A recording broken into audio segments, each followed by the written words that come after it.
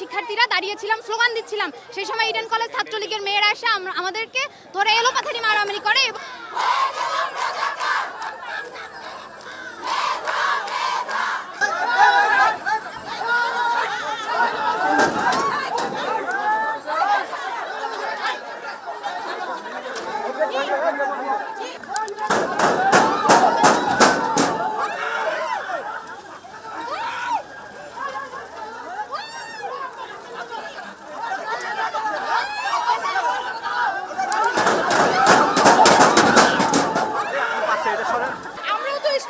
ছাত্রলীগ তো আমাদের থেকে আলাদা কেউ না। এখন ছাত্রলীগ আর স্টুডেন্টদের মধ্যে একটা ভাগাভাগি হয়ে গেছে, যার জন্য আমরা নিরাপত্তাহীনতায় ভুগতেছি।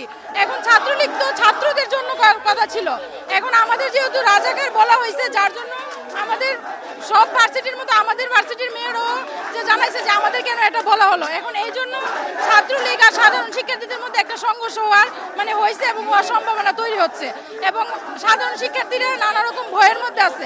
250-টিরও বেশি ডিজাইন অপশন নিয়ে ওয়ালটন স্মার্ট ফ্রিজ, বোঝে আপনার প্রয়োজন।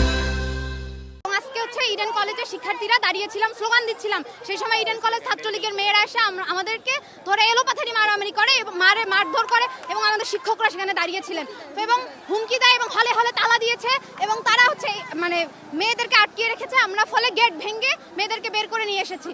তারা বলছে যে মেয়েরা আসার তারা এমনি আসবে, এটা তাদের ভুল ইনফরমেশন ছিল। যখন আমরা ঢুকেছি তখন মেয়েরা দেখেন কত মেয়ে বের হয়ে এসেছে, এবং আরো যারা পাচ্ছে না তারা বুঝবেন যে প্রত্যেকে ছাত্রলীগ যেভাবে ইডেনের যে হল দখল করে রেখেছে, যে হল ব্যবসা খুলেছে, সেই হল ব্যবসার কারণে আরো অনেক মেয়ে বের হতে পারছে না।